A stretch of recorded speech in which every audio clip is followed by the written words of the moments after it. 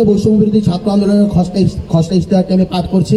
তবে আমি বলে রাখছি, পুরো খসড়া ইশতেহারটি যেহেতু অনেক বড়, পুরোটা পাঠ করতে পারবো না। আমি কিছু চুম্বক অংশ পাঠ করছি, যেহেতু আমরা অনেক দেরি করে ফেলেছি, বেশ রোদ রয়েছে, লেট হয়ে গিয়েছে, তাই আমি শুরু করছি।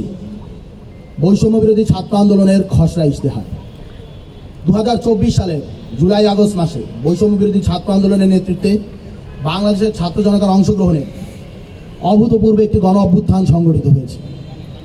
বাংলাদেশের রাজনৈতিক পথ পরিক্রমায় ছাত্র জনতার অভ্যুত্থানে রয়েছে বিশেষ মর্যাদা, যা আমাদের বর্তমান রাজনৈতিক অবস্থান এবং ভবিষ্যৎ অভিমুখকে নির্ধারণ করে দিচ্ছে। 2024 সালে 23 আগস্ট 3 আগস্ট লাখো জনতার উপস্থিতিতে কেন্দ্রীয় শহীদ মিনারে এখান থেকেই ঐতিহাসিক এক দফার ঘোষণা করা হয়েছিল। বাংলাদেশের বিগত আন্দোলনের যে সকল এক দফা ছিল, সেগুলোর সাথে 24 জুলাই ছাত্র জনতার জুলাই গণ অভ্যুত্থানের এক দফার মাঝে তাৎপর্যপূর্ণ অনেক পার্থক্য রয়েছে।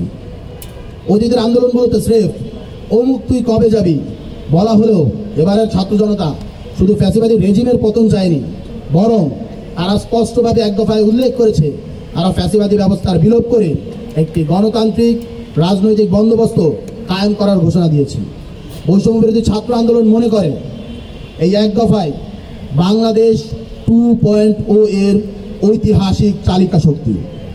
তবে পরিতাপের বিষয় এই, ছাত্র জনতার জুলাই অভ্যুত্থানের বর্ষপূর্তির এই শুভ মুহূর্তে আমরা বলতে বাধ্য হচ্ছি, সাংবিধানিক ধারাবাহিকতার নামে সেই যে পুরনো ফ্যাসিবাদী যে কাঠামো এবং অগণতান্ত্রিক রাষ্ট্র কাঠামোর ভেতরে এ দেশের জনগণের ঐতিহাসিক যে অর্জন রয়েছে জুলাইয়ের মধ্য দিয়ে, সেটা আত্মসাৎ করে দেওয়ার দীর্ঘদিনের আত্মসাৎ করে ফেলার যে চেষ্টা, বিভিন্ন চেষ্টা সেটি চলমান রয়েছে। 24 এই গণ অভ্যুত্থানের পর পুরনো রাষ্ট্র, সংবিধান, আইন ও ব্যবস্থাকে যদি আবার ফিরিয়ে আনা হয়, এর মানে হলো অভ্যুত্থানকে আত্মসাৎ করা এবং জুলাইয়ের শহীদের রক্তের সাথে বেইমানি করা। বৈষম্য বিরোধী ছাত্র আন্দোলন মনে করে গণ অভ্যুত্থানের মধ্য দিয়ে জনগণ, বিশেষত এদেশের যে তরুণ প্রজন্ম যাদের নেতৃত্বে জুলাইয়ের গণ অভ্যুত্থান, ছাত্র জনতার গণ অভ্যুত্থান রচিত হয়েছে, তাদের ইচ্ছা অভিপ্রায় এখানে ব্যক্ত হয়েছে। সারা দেশের দেয়ালে দেয়ালে এর নজির রয়েছে। আপনারা দেখতে পাবেন ঢাকা বিশ্ববিদ্যালয় সহ বাংলাদেশের প্রত্যেকটি শহরের শিক্ষা প্রতিষ্ঠানের দেয়ালে দেয়ালে ছাত্র জনতা কিন্তু লিখে দিয়েছে কি করার জন্য, কি পাওয়ার জন্য, কোন লক্ষ্য এবং উদ্দেশ্যের জন্য তারা আসলে এই জুলাইয়ের গণ অভ্যুত্থান ঘটিয়েছে, এই রক্তটি দিয়েছে।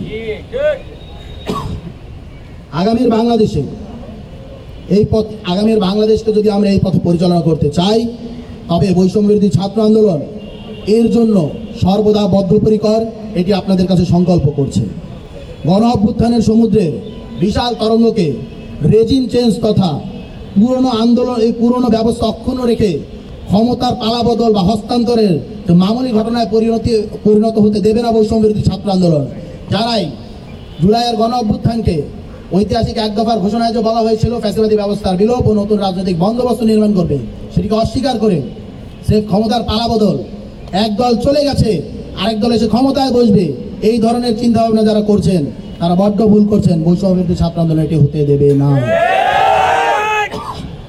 নব পর্যায়ে আমাদের যে প্রধান কাজ হবে সেটি হলো 24 গণ অভ্যুত্থানকে, 90 যে আমরা দেখেছিলাম গণ অভ্যুত্থানকে ব্যর্থ করার জন্য রাজনৈতিক দলগুলো বিভিন্ন ধরনের নীতিমালা দাবি দেওয়া উত্থাপন করে পরবর্তী সংসদে সেটিকে আসলে হাওয়ায় মিলিয়ে দিয়েছিল, উড়িয়ে দিয়েছিল, ধ্বংস করে দিয়েছিল।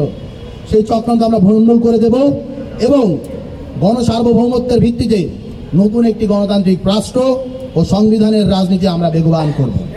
বৈষম্য বিরোধী ছাত্র আন্দোলনকে বিতর্কিত করতে নানা ধরনের অপকর্ম যেমন একদিকে সংগঠিত করা হয়েছে, সেই সাথে বৈষম্য বিরোধী ছাত্র আন্দোলনের নামকে কলঙ্কিত করার জন্য এই নামটিকে ব্যবহার করে বিভিন্ন চক্রান্ত স্থাপন করা হয়েছে। প্রমাণ ছাড়া নানাবিধ অভিযোগ প্রদান করে সামনে এনে মিডিয়া এর মাধ্যমে আমাদেরকে কলঙ্কিত করার চেষ্টা করা হয়েছে। আমরা স্পষ্ট ভাষায় জানাতে চাই, বৈষম্য বিরোধী ছাত্র আন্দোলনের নাম ব্যবহার করে যে কোনো ধরনের অপকর্ম সাধনের যারা অপচেষ্টা করবে, আমরা যারা নবনির্বাচিত হয়েছি তারা এই ধরনের অপচেষ্টাকে কঠোরভাবে প্রতিহত করব এবং শুধু প্রতিহত না, আমরা ঘোষণা করছি আমরা কঠোরভাবে এটি দমন করব।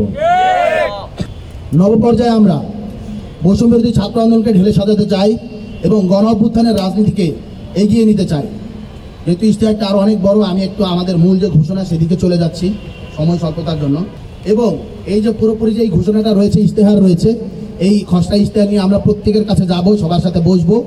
এবং এটি আসলে চূড়ান্ত কিছু নয়, এটি আসলে খসড়া সেই পেপার যা আমরা তাদের কাছে নিয়ে যাব।